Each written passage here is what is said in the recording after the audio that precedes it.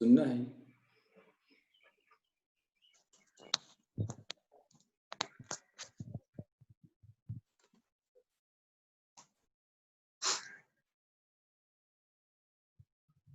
नमो जिनाणम जयदु जिनिंदो।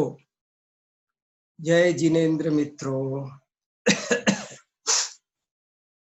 ओम नमः।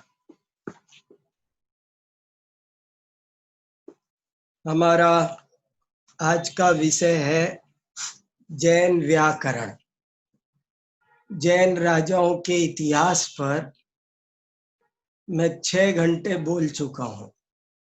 6 घंटे में हमने जैन राजाओं के इतिहास पर बहुत चर्चा की है और कितनी भी करो, लेकिन मैं समझता हूँ कि अब वो पर्याप्त है। और जैसा कि सूचना प्रसारित की जा चुकी है कि हमारा आज का विषय है जैन व्याकरण। व्याकरण तो व्याकरण होता है, पर फिर भी मैंने जैन व्याकरण शब्द क्यों लगाया, जैन शब्द लगाकर जैन व्याकरण विषय क्यों लिखा, इसका पता आपको अभी थोड़ी देर में चलेगा। व्याकरण के साथ ज्यादातर विशेषण तो ऐसे मिलते हैं कि संस्कृत व्याकरण, प्राकृत व्याकरण, हिंदी व्याकरण, लेकिन आज मैंने सारे विशेषण छोड़कर जैन व्याकरण कहा है। तो क्यों कहा है ये सब अभी आपको थोड़ी देर में पता चलेगा। इसके पीछे मेरा एक विशेष प्रयोजन है। व्याकरण माने क्या होता है? आप सब ने व्याकरण का नाम तो सुना है। अंग्रेजी में इसको हम ग्रामर कहते हैं। व्याकरण बचपन से ही थोड़ी बहुत व्याकरण स्कूल में जरूर पढ़ाई जाती है, लेकिन हम तो जैन विद्वानों के लिए, अपने विद्वान साथियों के लिए चर्चा कर रहे हैं, इसलिए ये चर्चा थोड़ी सी और भी विशेष है। व्याकरण शब्द का अर्थ होता है व्याक्रियन्ते शब्दा अनेन इति व्याकरणम। व्याकरण शब्द में 2 उपसर्ग है, वी प्लस आ और फिर क्री धातु से ल्युट प्रत्यय लगाकर व्याकरण शब्द बनाया है। वी माने विशेष रूप से, आ माने समन्तात, आ समन्तात भली भांति, क्री माने करणम विश्लेषणम, किम करणम विश्लेषण करणम। विशेष रूप से भाषा का, शब्दों का जो विश्लेषण करे उसका नाम है व्याकरण। व्याकरण का इसीलिए दूसरा नाम है भाषा शास्त्र, शब्द शास्त्र, अथवा कहो शब्दानुशासन। अनेक जैन आचार्यों ने व्याकरण के जो ग्रंथ लिखे हैं उनका नाम शब्दानुशासन ऐसा नाम रखा है। तो व्याकरण क्या चीज है, पहले हमको ये समझ में आ जाए, तब हम आगे बढ़ेंगे। व्याकरण का मतलब होता है शब्दों को विश्लेषित करके, खोल खोल करके समझना। शब्द का क्या अर्थ है? शास्त्रों में जब भी ज्ञान प्राप्ति की बात आई है तो सबसे पहले शब्दाचार है, उसके बाद अर्थाचार है, उसके बाद उभयाचार है। और वो इसीलिए है कि पहले आप शब्द ठीक से समझो, उसके बाद उसका अर्थ ठीक से समझो। और उभयाचार कहता है कि जहां जिस शब्द का जो अर्थ है वो ठीक से समझो। मैंने एक लेख लिखा है, अर्थोद्घाटन। अर्थोद्घाटन, जीवन में अर्थ का उद्घाटन हो जाना वो सबसे दुर्लभ और महत्वपूर्ण कार्य है। सब कुछ हो जाता है, पर हम शब्द पढ़ लेते हैं, पढ़ा देते हैं लेकिन उनका जो एक्यूरेट अर्थ है, हर शब्द का एक ही अर्थ नहीं होता। पर्यायवाची शब्द वास्तव में कोई होता ही नहीं है। वैयाकरणों ने लिखा है कि वास्तव में देखा जाए तो कोई शब्द पर्यायवाची होता ही नहीं है। हर शब्द का अलग अलग अर्थ होता है, और वो अर्थ आप तभी जानेंगे जब आपको व्याकरण आता होगा। यदि आपको व्याकरण नहीं आता होगा, व्याकरण माने, अगर मैं उसको अंग्रेजी में शब्द कहूं तो ऑपरेशन। ऑपरेशन शब्द, जैसे शरीर का पूरा ज्ञान करना हो तो शरीर का ऑपरेशन करना पड़ता है, उसको तोड़ना फोड़ना काटना चीरना फाड़ना पड़ता है।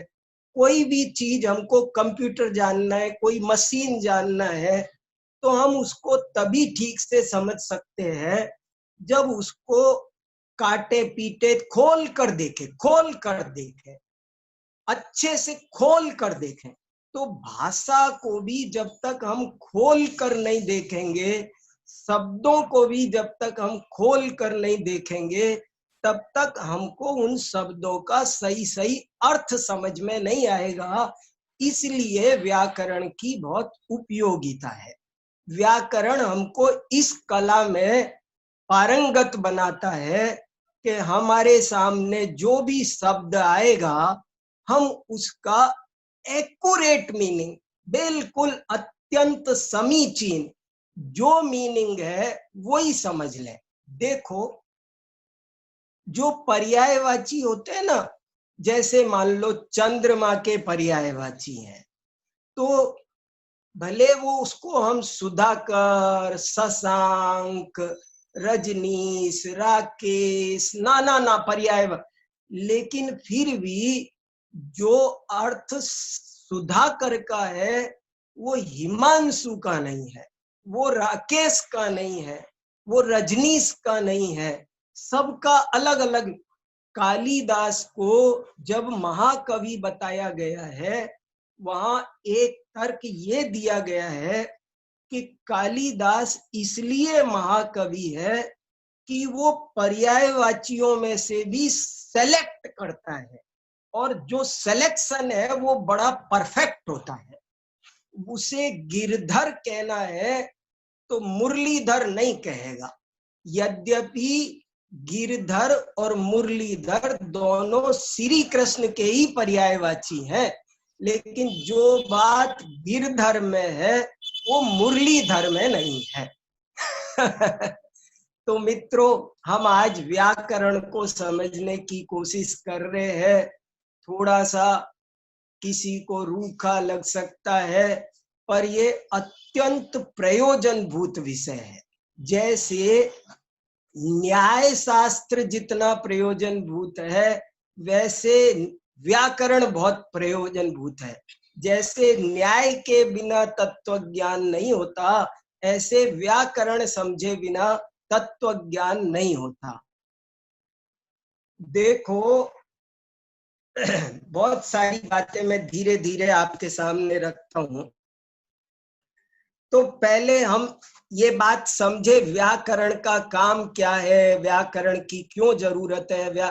देखो, कार्य तो भावों से होगा, वस्तु से होगा, लेकिन वो वस्तु तक पहुंचाना, उन भावों तक पहुंचना, उस विषय को समझने और समझाने का जो काम है वो शब्दों के माध्यम से होता है, भाषा के माध्यम से होता है। शब्द ब्रह्म पर ब्रह्म के वाचक वाच्य नियोग। जैसे हेय उपादेय तो वस्तु है, भाषा नहीं। देखो गजब की बात, प्रयोजन सिद्धि तो वस्तु के ग्रहण त्याग से होने वाली है। आश्रव बंध हेय है, संवर निर्जरा उपादेय है, वो तो भाव है, वो तो वस्तु है, वो उपादेय है। और उसको हेय को का हान करेंगे, उपादेय का उपादान करेंगे, तभी दुख निवृत्ति होगी, तभी सुख की प्राप्ति रूप प्रयोजन की सिद्धि होगी। भाषा से नहीं होगी, शब्दों से नहीं होगी, लेकिन शब्द हमको उस भाव तक, उस विषय तक पहुंचा देते हैं। जैसे किसी को गंगोत्री जाना है, कश्मीर जाना है, हिमालय पर्वत पर जाना है, तो वो पहले नक्शा देखता है। नक्शे में गंगा नदी नहीं है, नक्शे में हिमालय पर्वत नहीं है, वो तो शीतलता तो उसे असली गंगा नदी में पहुंचकर मिलने वाली है, हिमालय में पहुंचकर मिलने वाली है। लेकिन उसे हिमालय तक पहुंचाने का कार्य, उसे गंगा नदी तक पहुंचाने का मार्ग प्रशस्त कौन करता है? तो वो मानचित्र करता है। वो मानचित्र के बिना मार्ग ही नहीं जानेगा। इसलिए जैसे मार्ग चित्र की उपयोगिता है, ऐसे ही भाव को समझने के लिए देखो कितना अच्छा श्लोक लिखा हमारे एक आचार्यों ने। द्वे ब्रह्मणि वेदितव्ये शब्द ब्रह्म परंच यत् शब्द ब्रह्मणि निष्णात परम ब्रह्माधिगच्छति। दो ब्रह्म होते हैं, एक है शब्द ब्रह्म और एक है पर ब्रह्म। और जो व्यक्ति शब्द ब्रह्म में निष्णात है, वो ही पर ब्रह्म को प्राप्त कर सकता है। जो शब्द ब्रह्म में निष्णात नहीं है, वो पर ब्रह्म को प्राप्त नहीं कर सकता। कितना वे ब्रह्मणि वेदितव्ये शब्द ब्रह्म परंच यत् शब्द ब्रह्मणि निष्णात परम ब्रह्माधिगच्छति। इसलिए शब्द ब्रह्म कहो, शब्दानुशासन कहो, शब्द शास्त्र कहो, भाषा शास्त्र कहो, व्याकरण कहो, ये सब एक ही बात है। और ये बात हम स्पष्ट समझ लें कि कार्य तो भाव से होगा, लेकिन उस भाव तक पहुंचाने का माध्यम भाषा है। इस जो भाषा को नहीं समझेगा, वो भाव तक नहीं पहुंच पाएगा। इसलिए भाषा की बड़ी उपयोगिता है। इस पर भी बड़ी चर्चा हुई है मित्रों। दार्शनिकों में इस बात की बड़ा चर्चा हुई कि शब्द में और अर्थ में दो ब्रह्म समझ में आए। शब्द ब्रह्म, अर्थ ब्रह्म। शब्द ब्रह्म, अर्थ ब्रह्म क्या होता है कि जैसे मैंने बोला घड़ी, तो घड़ी बोला, ये घड़ी नामक शब्द ब्रह्म है। और ये क्या है? ये घड़ी नामक अर्थ ब्रह्म है।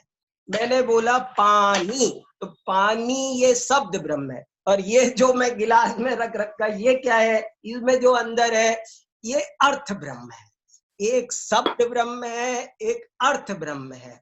और शब्द ब्रह्म हमको अर्थ ब्रह्म तक, देखो दोनों को ब्रह्म शब्द की उपमा दी, दोनों का महत्व बताया। शब्द का भी इतना बड़ा महत्व है कि उसको ब्रह्म की उपमा दी। इसलिए हमको शब्द ब्रह्म समझकर पर ब्रह्म तक, अर्थ ब्रह्म तक पहुंचना है, तभी हमारा आत्महित होगा। और ये कैसे काम होता है, मैं ये बता रहा था कि दार्शनिकों में इस बात पर भी बड़ी चर्चा हुई कि शब्द और अर्थ, ये दोनों में क्या संबंध है, संबंध है कि नहीं है, कैसा संबंध है। और हमारे यहाँ से यूनिवर्सिटी से एक 500 पेज की किताब छपी है, उसका नाम है शब्द मीमांसा, शोध प्रवाह है। और पढ़ोगे तो आंखें फट जाएगी पूरी की पूरी। ऐसी जबरदस्त कितनी दार्शनिकों ने शब्द से संबंधित दर्शन जगत में सैकड़ों सिद्धांत डेवलप हुए हैं। शब्दाद्वैतवाद, अन्यापोहवाद, ये सब शब्द से संबंधित चर्चाएं हैं।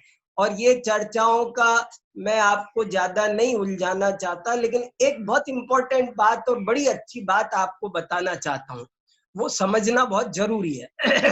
शब्द में और अर्थ में कोई संबंध है या नहीं है, इस पर जो चर्चा हुई तो आधे दार्शनिक एक पक्ष में खड़े हो गए, आधे एक पक्ष में खड़े हो गए। एक ने कहा कि शब्द और अर्थ भिन्न भिन्न है, एक उनमें कोई संबंध नहीं है, और एक ने कहा कि शब्द और अर्थ अभिन्न है, उनमें संबंध है। दो मत मिलते हैं। एक है कि शब्द और अर्थ में कोई संबंध नहीं है, एक कहता है कि है, और बड़े लंबे चौड़े शास्त्रार्थ हुए।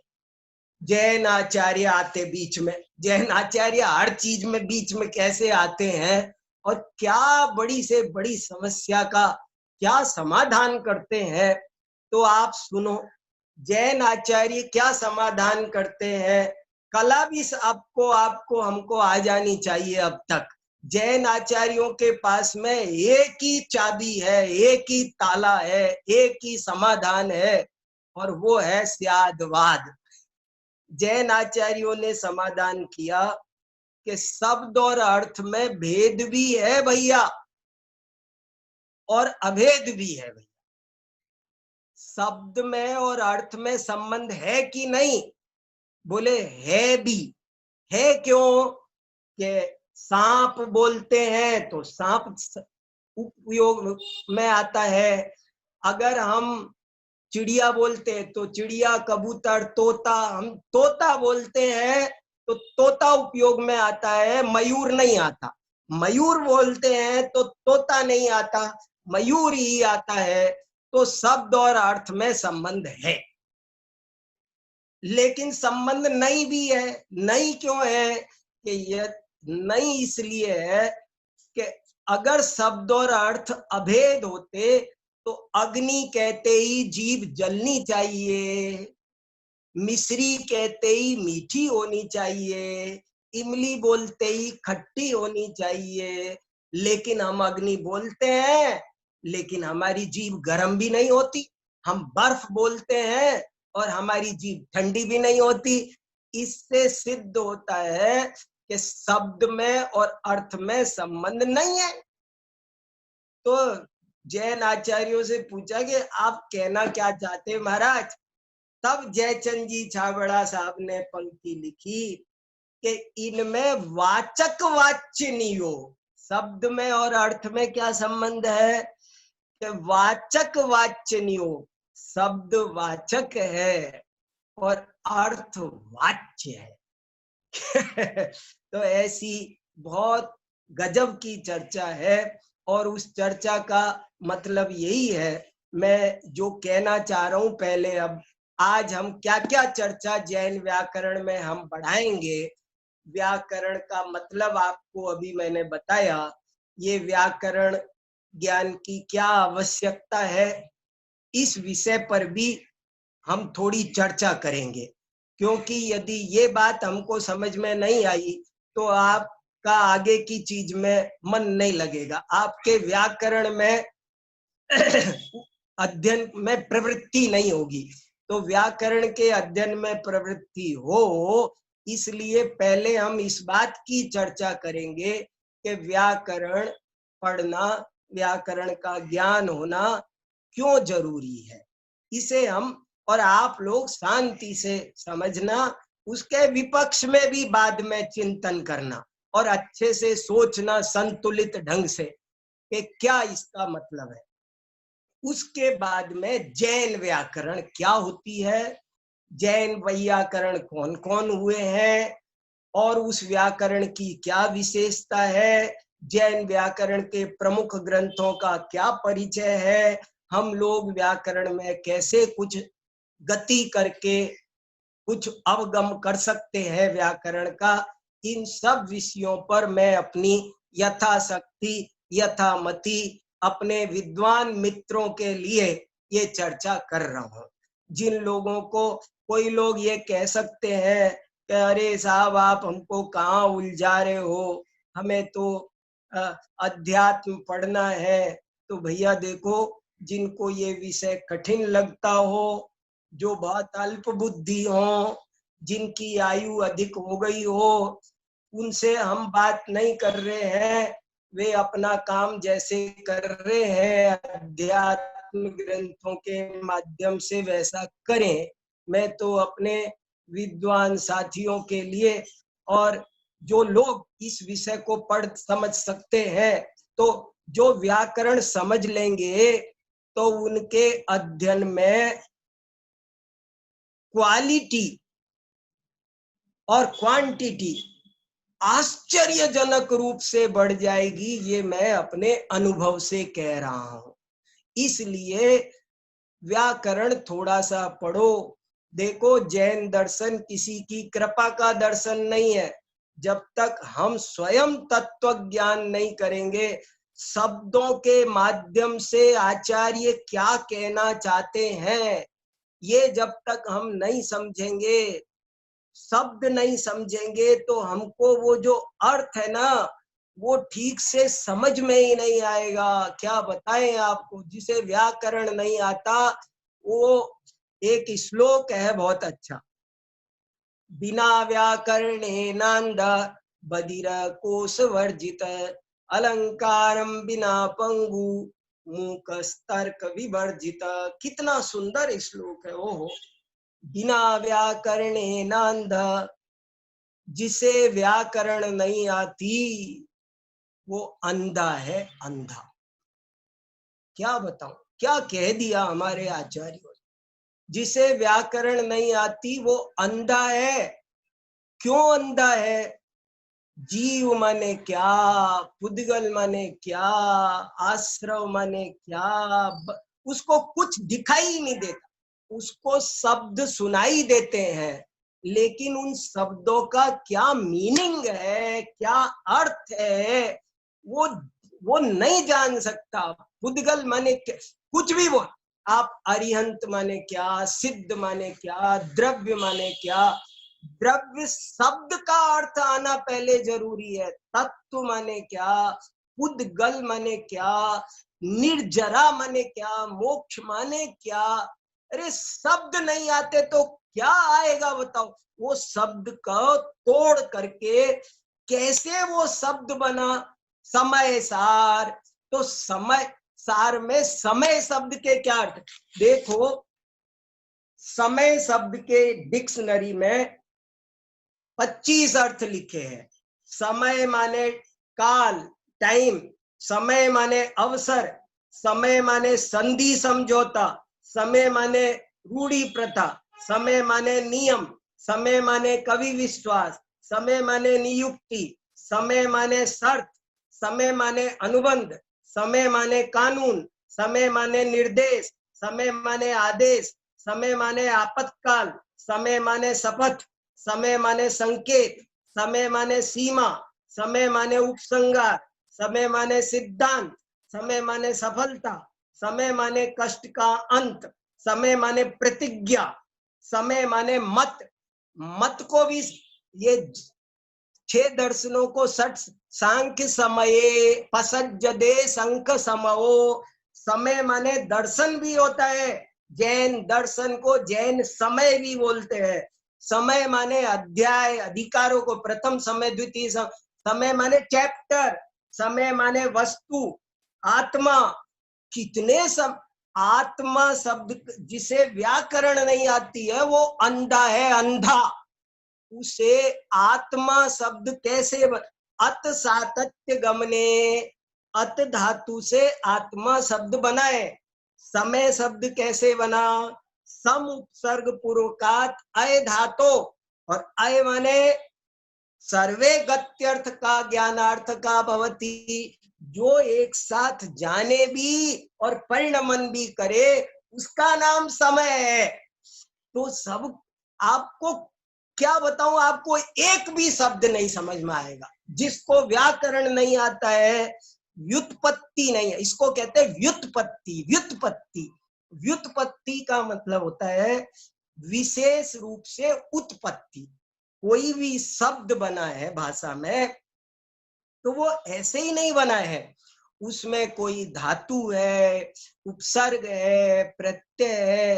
अरे ये सब थोड़ा बहुत समझ लोगे ना तो आप जिनवाणी का अमृत पान करोगे। कौन किसके भरोसे, ये मनुष्य जीवन में जिनवाणी शरण है और इसके अच्छे अभ्यास के लिए व्याकरण का ज्ञान होना बहुत जरूरी है। जिसको द्रव्य माने क्या होता है, द्रवती, द्रोष्यति, अद्रुद्रुवत तद्द्रव्यम। अब आपको कुछ समझ में नहीं आएगा, जिसको व्याकरण नहीं आती उसको, अरे द्रव्य का नाम द्रव्य क्यों है, प्रमाण माने प्रमाण क्यों है, तीर्थम करोति तीर्थंकरा। तो तीर्थ माने क्या, त्रिधातु से कैसे तीर्थ शब्द बना। अरिहंत, तो अरिहन्नाथ अरिहंता, और अरिहंत का व्युत्पत्ति धवला में अरि माने क्या, रज माने क्या, रेस माने, बिना व्याकरणेन अंधा। बताओ, जो व्याकरण नहीं जानता उसको भैया शब्दों का अर्थ सही सही भाषित नहीं होता, भाषित नहीं होता। इसलिए एक और श्लोक है, यद्यपि बहुनाधि से तथापि पठ पुत्र व्याकरणम, स्वजनो स्वजनो मा भूत सकलम सकलम सकृत सकृत। जरा से में अर्थ का अनर्थ हो जाता है, बिल्कुल अर्थ बदल जाता है। जरा से उच्चारण से, बिंदी से, सब चीजों से अर्थ एकदम एकदम परिवर्तित हो जाता है। इसलिए व्याकरण पढ़ना समझना बहुत जरूरी है, तभी ये चीज अच्छे से समझ में आएगी। तो इसीलिए मैंने सोचा आज आपको थोड़ी व्याकरण की प्रेरणा, क्या श्लोक सुनाया था अभी मैंने, ये सुनाया कि ऐसे लिखा है इस श्लोक में, यद्यपि बहुनाधि से तथापि पठ पुत्र व्याकरणम। ऐसा लिखा है कि एक पिता अपने पुत्र को शिक्षा दे रहा है कि हे पुत्र, भले तू बहुत मत पढ़ना बेटा, लेकिन एक व्याकरण जरूर से जरूर पढ़ना। क्यों पढ़ना व्याकरण जरूर से जरूर, क्योंकि यदि तू व्याकरण नहीं पढ़ेगा तो तू स्वजनों को स्वजन बना देगा।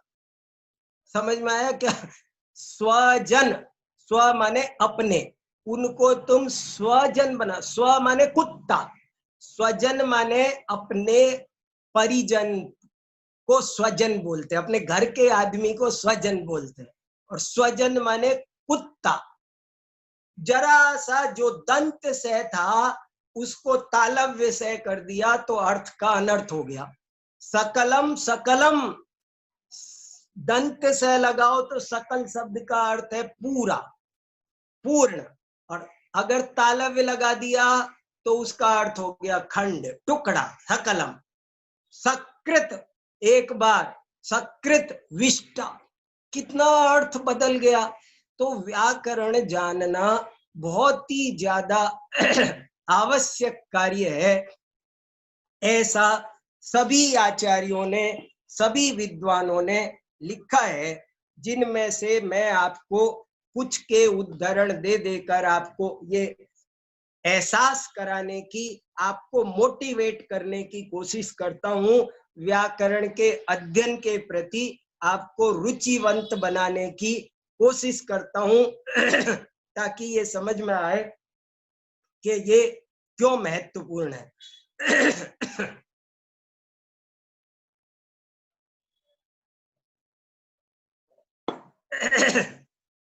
देखो, पंडित टोडरमल जी साहब मोक्ष मार्ग प्रकाशक में वक्ता और श्रोता का स्वरूप लिख रहे हैं।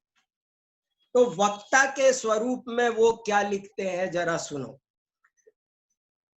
पुनश्च वक्ता का विशेष लक्षण ऐसा है कि यदि उसके व्याकरण न्यायादि का तथा बड़े बड़े जैन शास्त्रों का विशेष ज्ञान हो तो उसको वक्तापना शोभित हो। वक्ता के टोडरमल जी ने मोक्ष मार्ग प्रकाशक में 8 जगह व्याकरण पढ़ने की प्रेरणा दी है। व्याकरण न्याय शास्त्र के अध्ययन की प्रेरणा 8 स्थानों पर दी है। सबसे पहले तो जब वक्ता का स्वरूप शुरू हुआ तब उन्होंने कहा कि व्याकरण न्यायादि का अभ्यास वक्ता को तो जरूर से जरूर होना चाहिए। फिर सुनो, चलो वक्ता को होना चाहिए, आगे चलते हैं साहब। श्रोता के बारे में जब स्वरूप लिखने लगे तब फिर लिखा कि यदि श्रोता का लक्षण, मैं एक पैरा, यदि उसे कुछ व्याकरण न्याय आदि का तथा बड़े जैन शास्त्रों का ज्ञान हो तो श्रोतापना विशेष शोभा देता है। देखो कितनी बढ़िया बात, श्रोतापना विशेष शोभा देता है। अगर उसे व्याकरण आती हो तो वो यथार्थ समझ सकता है। फिर चलो और भी बहुत जगह, कितना बताऊं, 2-3 और बताता हूं, 2 बताता हूं, एक और बताता हूं मैं। देखो 7वें अधिकार में जहां सम्यक ज्ञान का अन्यथा स्वरूप लिखा है वहां टोडरमल जी साहब क्या लिखते हैं देखो। तथा शास्त्राभ्यास में, हाँ ये लिखा, कहाँ गया, ये रहा। कोई कहे कि ऐसा है तो व्याकरणादि का तो अभ्यास नहीं करना चाहिए, एक प्रश्न है। उससे कहते हैं कि उनके, बहुत ध्यान से सुनना, उससे कहते हैं कि उनके अभ्यास के बिना महान ग्रंथों का अर्थ खुलता नहीं है, इसलिए उनका भी अभ्यास करना योग्य है। फिर प्रश्न है कि महान, देखो कैसे लिखा कि व्याकरण आदि के अभ्यास बिना महान ग्रंथों का अर्थ खुलता नहीं है, इसलिए उनका भी अभ्यास करना योग्य है। फिर प्रश्न है, ऐसे महान ग्रंथ क्यों बनाए जिनका अर्थ व्याकरण आदि के बिना ना खुले? भाषा द्वारा सुगम रूप हितोपदेश क्यों नहीं लिखा? उनके कुछ प्रयोजन तो था नहीं, ये प्रश्न। फिर इसका उत्तर सुनो, समाधान।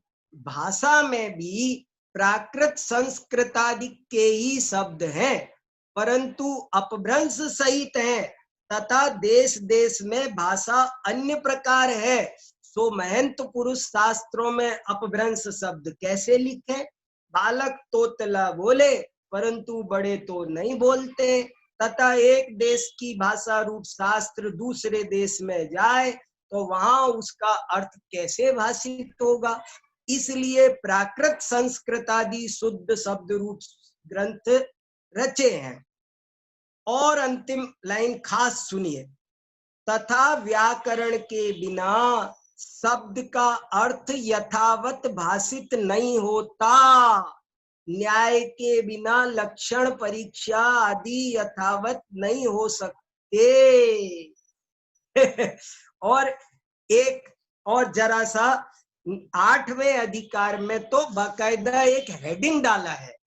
8वें अधिकार पेज नंबर 294 पर एक हेडिंग डाला हुआ है, व्याकरण न्यायादि ग्रंथों की उपयोगिता। उसको भी 1 मिनट पढ़ लेते हैं। क्या कहते हैं? तथा व्याकरण न्यायादिक शास्त्र हैं, उनका भी थोड़ा बहुत अभ्यास करना, क्योंकि उनके ज्ञान बिना बड़े शास्त्रों का अर्थ भाषित नहीं होता। बड़े शास्त्रों का अर्थ भाषित नहीं होता। कोई कहे मुझे नहीं पढ़ने बड़े शास्त्र, तो वो अगली पंक्ति भी सुन लो। तथा वस्तु का स्वरूप भी इनकी पद्धति जानने पर जैसा भाषित होता है वैसा भाषादिक द्वारा भाषित नहीं होता। इसलिए परंपरा कार्यकारी जानकर इनका भी अभ्यास करना। देखो कितना साफ साफ व्याकरण के अभ्यास की प्रेरणा पंडित टोडरमल जी जैसे आध्यात्मिक विद्वान ने भी दी है। वे खुद भी बहुत अच्छे व्याकरण के विद्वान थे, भाषा शास्त्र के विद्वान थे, तभी उन्होंने ऐसा किया है। भर्तृहरि ने तो एक व्याकरण दीपिका लिखी है, उसमें व्याकरण को इदम तु व्याकरणाध्ययनम नित्यम कर्म आवश्यकम कर्तव्यम ऐसा लिखा। जैसे सट आवश्यक कर्म होते हैं ना, ऐसे ही वैयाकरणों ने कुछ सट आवश्यक कर्म बनाए हैं। उनमें से व्याकरण अध्ययन वो नित्य कर्म है, रोज ही व्याकरण पढ़ना चाहिए। मेरे पास घर पर कम से कम 40 किताबें व्याकरण की कोश की रखी हैं और एक दिन ऐसा नहीं जाता मुझे हर शब्द का मीनिंग चाहिए। मेरे गुरुजी कहते थे कानों पर पहरेदार बिठा दो। मुझे गुरुजी की एक बात बहुत याद आती है और उससे बहुत फायदा।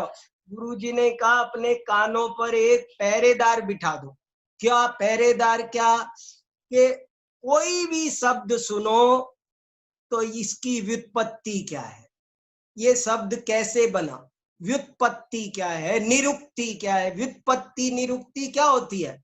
शब्द प्रधाना व्युत्पत्ति, अर्थ प्रधाना निरुक्ति।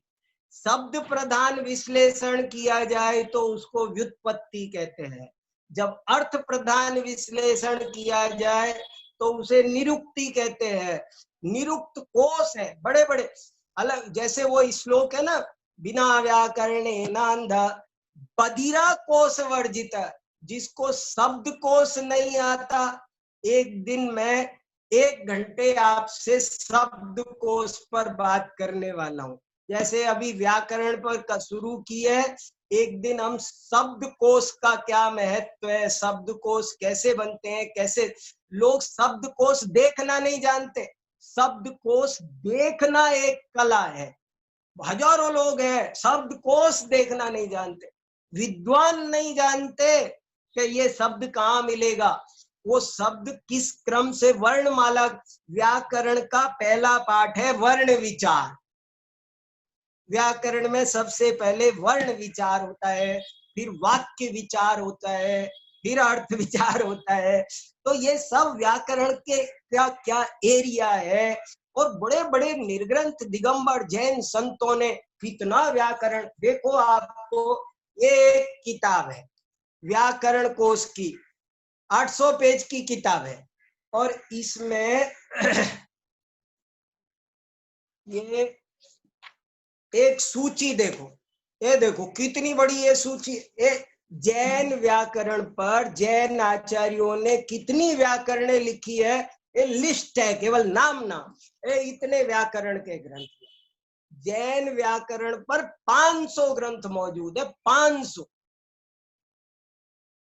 अब कम से कम हमारे जो जैन विद्यालय महाविद्यालय चलते हैं, यूनिवर्सिटी चलती है, उन सबको थोड़ा परिचय तो हो। अरे इंडिया मत घूमो, दुनिया मत घूमो, दुनिया का नक्शा तो पता होना चाहिए। व्याकरण सब ना पढ़ो पर क्या क्या लिखी है, कितना बड़ा विशाल जैन वांग्मय है। लाइब्रेरियन जितना ज्ञान तो हमको होना चाहिए कि कितना बड़ा जैन वांग्मय है, हमको कुछ होश तो हो। और यही कोशिश मैं कर रहा हूँ। तो कितना व्याकरण पर हमारे ग्रंथ।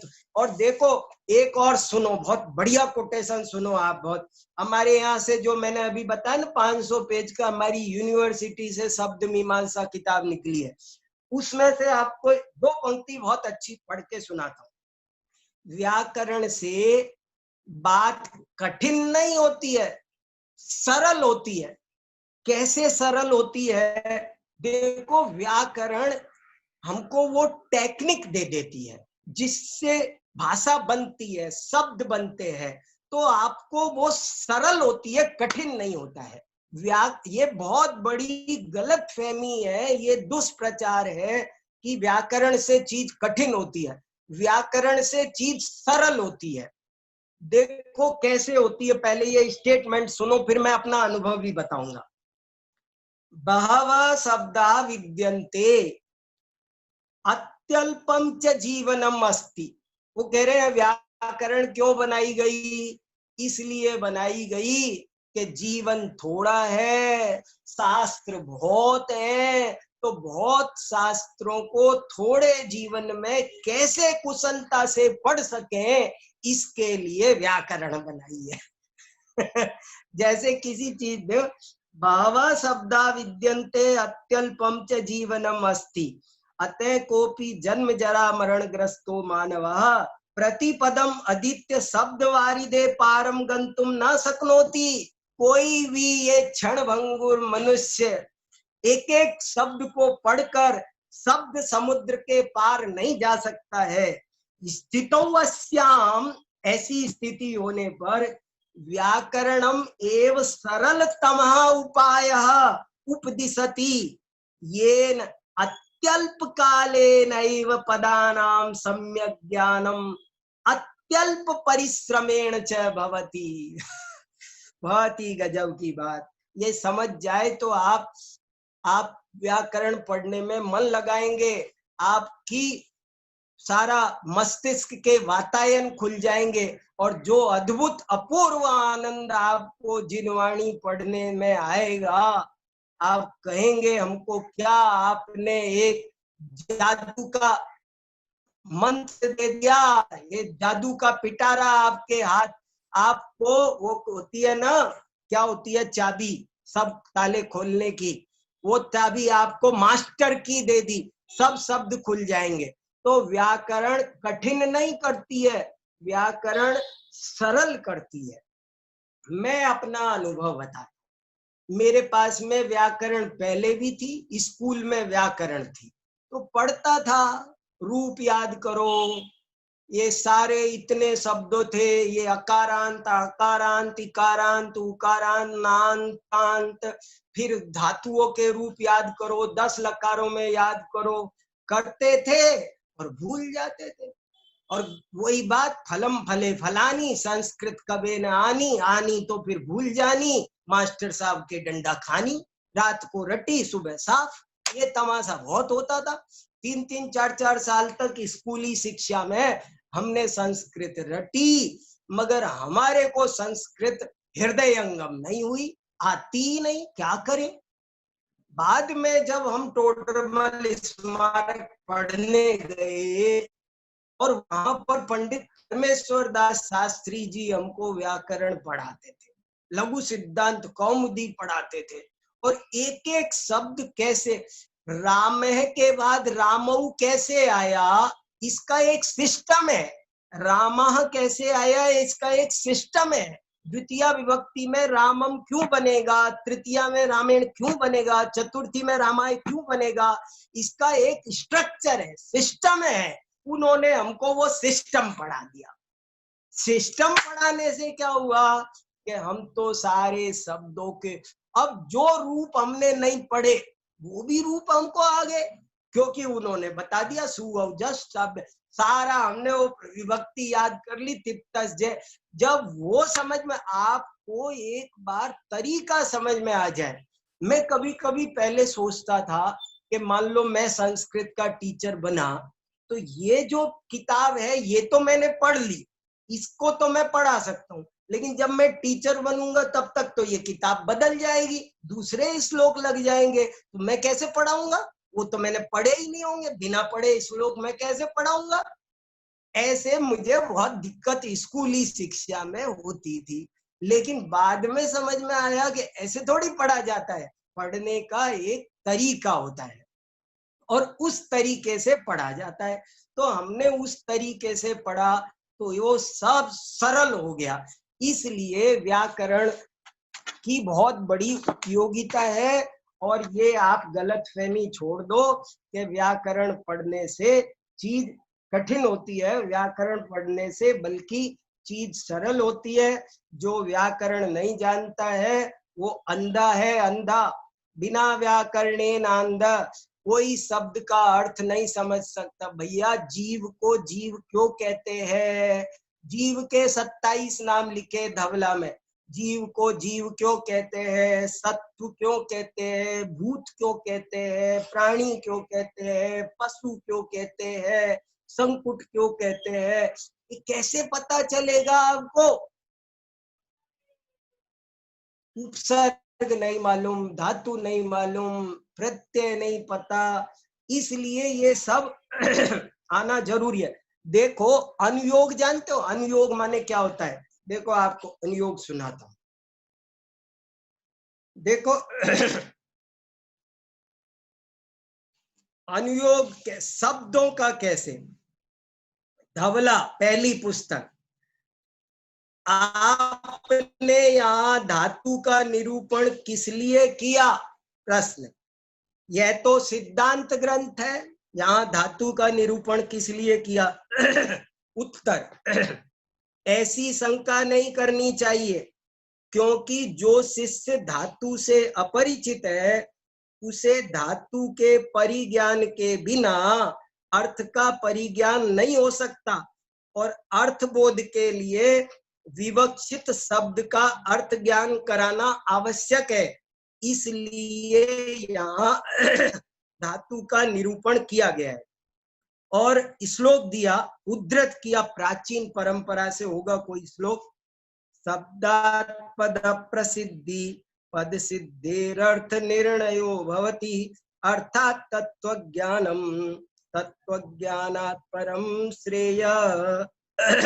शब्द से पद की सिद्धि होती है, पद की सिद्धि से अर्थ का निर्णय होता है, अर्थ के निर्णय से ही तत्वज्ञान की अर्थात हेयोपादेय विवेक की प्राप्ति होती है। देखो पहल मूल है शब्द, शब्द से पद का ज्ञान होगा, पद से अर्थ का ज्ञान होगा, और अर्थ से तत्व का ज्ञान होगा, इसलिए ये जानना जरूरी है। फिर एक और था अनुयोग वाला, एक सेकेंड, बहुत अच्छी अच्छी बातें अनुयोग वाली बताऊंगा आपको। तब तक आगे और एक दो तर्क देता हूं। देखो एक तर्क अगला सुनो कि द्रव्य संग्रह की टीका में ब्रह्मदेव सूरी ने ऐसा लिखा है कि कोई भी विषय पढ़ना हो तो 5 प्रकार से अर्थ करना चाहिए, तभी आपको पूरा ज्ञान हो सकता है, नहीं तो नहीं हो सकता। और वो 5 प्रकार में से पहला प्रकार का नाम है शब्दार्थ। शब्दार्थ, नयार्थ, मतार्थ, आगमार्थ और भावार्थ, 5 तरह से एक एक गाथा को पढ़ना, ऐसा उन्होंने निर्देश दिया है कि अगर आप ये 5 तरह से पढ़ेंगे तो ही आपको सही सही बात समझ में आएगी, नहीं तो नहीं आएगी। तो पहला उसमें है शब्दार्थ। इससे सिद्ध होता है कि तत्व ज्ञान में शब्द शास्त्र की, व्याकरण ज्ञान की बहुत बड़ी उपयोगिता है। फिर और सुनिए कि आचार्य अमृतचंद्र स्वामी ने समय सार की, देखो कितने ही लोग यूं कहते हैं हमें तो अध्यात्म ग्रंथ पढ़ना है। भैया अध्यात्म तो और भी ऊंची चीज है, मैं आपको सही बता रहा हूँ। ये कहने वाले कह लें और यूं तो कोई कैसे भी समझ जाएगा, लेकिन भैया अध्यात्म शब्द का भी मीनिंग नहीं आ सकता व्याकरण पढ़े बिना। अध्यात्म शब्द माने क्या, अध्यात्म कैसे, वही मीनिंग समझ में नहीं आएगा। और समय सार में ऐसे ऐसे व्याकरण के प्रयोग है, प्राप्त, विकार्य, निर्वर्त, ऐसे गहरे गहरे प्रयोग भी समय सार में आए।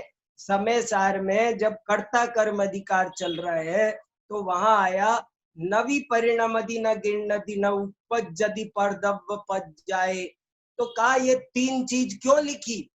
अमृत चंद्र महाराज ने चार चार गाथाएं लगातार आई, तो अमृत चंद्राचार्य महाराज ने आत्मख्याति में ये प्रकरण उठाया कि व्याकरण में कर्म तीन प्रकार के कहे हैं, प्राप्त कर्म, विकार्य कर्म और निर्वर्त्य कर्म। और उन तीनों प्रकार के कर्मों का जीव करता नहीं है। कोई भी द्रव्य दूसरे द्रव्य का तीन प्रकार से कर्म नहीं बना सकता है।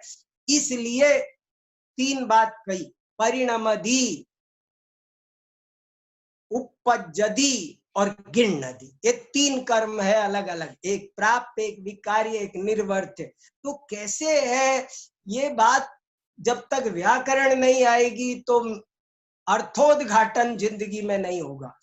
अर्थोद्घाटन करना है तो व्याकरण आना जरूरी है। फिर सुनो आप, एक बात और सुनो गजब की, बहुत ही गजब की बात एक आपको बताता हूं। आचार्य अमृत चंद्र स्वामी ने पांचवी गाथा की टीका में ऐसा लिखा, कुंद कुंद महाराज ने लिखा कि मैं अपने वैभव से आपको आत्मा के दर्शन कराऊंगा।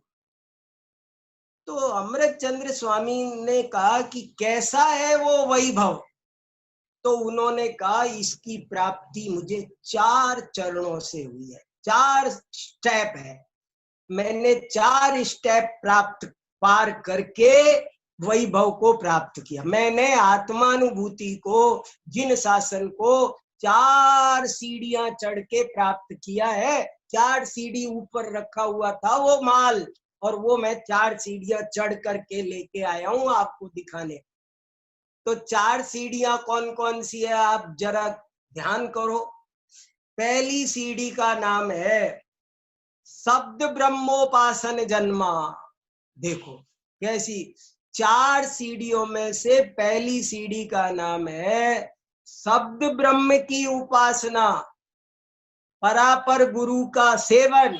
दूसरी सीढ़ी, तीसरी सीढ़ी युक्ति का अवलंबन, और चौथी सीढ़ी प्रचुर स्व संवेदन।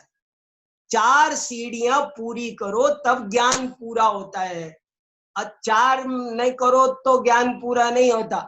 और उन 4 में से पहली सीढ़ी वो लिख रहे हैं कि शब्द ब्रह्मोपासन जन्मा, कि मेरा ये जो आत्म वैभव है जो मैं तुम्हें दिखाने वाला हूं, ये मेरा शब्द ब्रह्म रूपी उपासना से पैदा हुआ है। इसलिए और देखो कि नई व्यवस्था जरूरी है ना, तो नई व्यवस्था में भी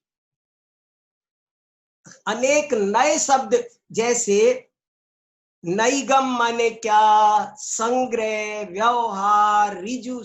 आपको नहीं आती व्याकरण तो सच बता रहा हूं, आपको वो चीज, वो शब्द अनावृत नहीं होगा। वो शब्द आपके सामने, उस शब्द का ऑपरेशन नहीं होगा, आपको चीज क्लियर दिखेगी नहीं वो क्या है। और इन नयों में नईगम, संग्रह, व्यवहार, रिजु सूत्र, ये तो चलो। बाद में जो शब्द नए, समभिरूढ़ नए और एवं भूत नए, ये तीनों नए तो शब्द पर, व्याकरण पर ही खड़े हैं, खड़े ही व्याकरण पर है। इसलिए बहुत अच्छे से जो लोग जैन दर्शन का विद्वान अपने को समझते हैं और व्याकरण नहीं आती है, वे बहुत बड़े अपने आप को धोखा दे रहे हैं। वे विद्वान हो ही नहीं सकते। अगर आपको विद्वान बनना है, चीज को समझना है, सही से आगम को समझना है, और सही सही आगम को सुरक्षित रख के आगे तक पहुंचाना है, तो व्याकरण आना जरूरी है। सर्वार्थ सिद्धि भरी पड़ी है, राजवार्थिक भरा पड़ा है, कोई टीका ग्रंथ एक भी बिना व्याकरण के नहीं हुई। जब तक कोई विषय लिखो, आप किसी भी विषय पर लिखो, तो पहले, अब मैं बहुत विद्यार्थियों को लेखक बनने की कला सिखाता हूँ। उसमें पहले दिन ये सिखाता हूँ कि आपको सबसे पहले जिस विषय पे लिख रहे हो, जिस शब्द का 10 डिक्शनरी में मीनिंग देखो कि ये शब्द कैसे बना, और अपनी बात यहाँ से शुरू करो। पर्व पर लिख रहे हो तो पहले पर्व शब्द कैसे बना, उस पर आप जो विषय उठाया है उस विषय पर आप द्रव्य पर लिख रहे हो तो द्रव्य माने क्या, तत्व, न्याय माने क्या, न्याय पर लिख रहे हो तो पहले न्याय शब्द कैसे बना ये लिखो, तब जा करके आपको चीज समझ में आएगी। सर्वार्थ सिद्धि, राजवार्तिक सब भरे पड़े हैं, इसलिए ये बहुत जरूरी है। देखो जयचंद जी छाबड़ा ने एक और बहुत ऊंची बात कही है, और उन्होंने क्या कही है, मूल आगम में सब आचार्यों ने कही है, वो और सुन लो आखिरी, फिर समय हो गया हम पूरी करते हैं, बाकी चर्चा हम कल करेंगे। कि हर चीज 3 तरह की होती है, हर चीज विश्व में जितनी भी वस्तुएं हैं 3 प्रकार की है, शब्द, अर्थ और ज्ञान, समय त्रय आगम गाए। आगम में वस्तु 3 प्रकार की होती है, नए 3 प्रकार के होते हैं, शब्द नए, अर्थ नए, ज्ञान नए। तो शब्द नए व्याकरण प्रधान है, शब्द, अर्थ, ज्ञान 3 तरह की चीज होती है। मकान 3 तरह का होता है, भवन, भवन 3 तरह का, एक शब्द भवन, एक अर्थ भवन, एक ज्ञान भवन। पानी 3 तरह का, घड़ी 3 तरह की, पुस्तक 3 तरह की, पेन, तो ये एक तो मैंने पेन बोला ना, पेन ये शब्द पेन है, ये अर्थ पेन है, और जो आपके उपयोग में बैठा है, मेरे उपयोग में बैठा है, वो ज्ञान पेन है। तो शब्द, अर्थ और ज्ञान 3 तरह का हर पदार्थ होता है। ऐसी बहुत गहरी और सूक्ष्म चर्चा है भैया, पर बड़े काम की है। ये जैन दर्शन, जैन वाङ्मय कैसे समझ में आए, परिश्रम करेंगे तब हमको हम श्रमण संस्कृति के उपासक हैं, हमको श्रम से मुख नहीं मोड़ना है, श्रम करना है, तभी हमको ये श्रमण संस्कृति सही सही समझ में आएगी, हम सब समझे। इसी भावना के साथ आज की बात पूरी करता हूँ, बाकी इस चर्चा को हम थोड़ी कल करें। जय जिनेन्द्र भाई साहब, आपके माध्यम से व्याकरण का ज्ञान क्यों आवश्यक है, बहुत सुंदर चर्चा हम सबको सुनने को मिली है। तो आपने जो टोडरमल जी का प्रमाण देकर के ये साबित किया है कि व्याकरण इत्यादि का ज्ञान क्यों आवश्यक है। पंडित टोडरमल जी को भी व्याकरण इत्यादि का ज्ञान था, तब उन्होंने मोक्ष मार्ग प्रकाशक और अन्य जो टीकाएं हैं उनको हम तक पहुंचाया है, और आचार्यों की जो भाषा है उसको सरल करके हम तक पहुंचाया है। ये हमारे लिए बहुत उपयोगी है। मेरा एक निवेदन, जो भी जूम पर या यूट्यूब पर दर्शक इस व्याख्यान माला को देख रहे हैं, मुझे निवेदन है कि जूम में जो आप जुड़ते हैं, यदि आपकी निजता प्रभावित न होती हो तो आप वीडियो खोल करके अवश्य बैठें, जिससे आपका विशेष उपयोग व्याख्यान को सुनने में लगेगा। यद्यपि सुनना कान से होता है, परंतु अगर आप आंख से वक्ता को देखते हैं तो विशेष उपयोग लगता है। हमसे भी उम्र दराज 2 साधर्मी जो बड़ी सचेत अवस्था में और रुचिवंत होकर के बैठते हैं, विनोद जी जैन साहब हैं, यूके से हैं, यूके के 2 अर्थ उत्तराखंड भी है और यूनाइटेड किंगडम लंदन भी है, मैं समझ नहीं पा रहा हूँ कहाँ से हैं, और इधर विजय जैन साहब भी बैठे हुए हैं। तो हमारे जो अन्य साथी हैं, युवा हैं, वो अवश्य अपना वीडियो खोल करके बैठें, जिससे आपका विशेष उपयोग इसमें लगेगा। अगर कोई विशेष बात है कि आप वीडियो नहीं खोल सकते, कोई कार्यालय में भी हो सकता है या अन्य स्थानों पर भी हो सकता है, तो ऐसी कोई बात नहीं है, फिर भी मैंने अपने मन की बात आप तक पहुंचाई है। जो सर्वोदय अहिंसा संस्था के माध्यम से ये जो व्याख्यान माला आप तक पहुंचाई जा रही है, क्रमबद्ध पर्याय की जो गोष्ठी 8 अगस्त से और 11 अगस्त तक जो प्रस्तावित है होने जा रही है, उसका हम सबको इंतजार है। इसी के उपलक्ष्य में ये व्याख्यान माला चालू है भाई साहब। वीर सागर जी की बात व्याख्यान माला तो नियमित चलती है 4 बजे से 5 बजे तक इस चैनल पर, परंतु इससे पहले वीर सागर जी से पहले पंडित अभय कुमार जी क्रमबद्ध पर्याय विषयक रोचक बिंदुओं को ले रहे हैं। रात्रि में पंडित राकेश जी नागपुर क्रमबद्ध पर्याय के जो कुछ ज्वलंत प्रश्न हैं, यद्यपि क्रमबद्ध पर्याय हमारे मुख्य समाज में अब इतना साधारण हो चुकी है, उसका साधारणीकरण हो चुका है कि अब कोई प्रश्न तो खड़ा है नहीं। तो ज्वलंत प्रश्न थे वो बहुत पहले थे, फिर भी क्या संभावनाएं इनकी बनती हैं, इसके लिए आप राकेश जी नागपुर को अवश्य सुने, ऐसा आप सबसे निवेदन है। आज की जो सभा है, जो दोपहरकालीन सभा है, वो यहीं हम संपन्न करते हैं। रात्रिकालीन सभा में हम पुनः आपसे मुखातिब होंगे। जय जिनेन्द्र।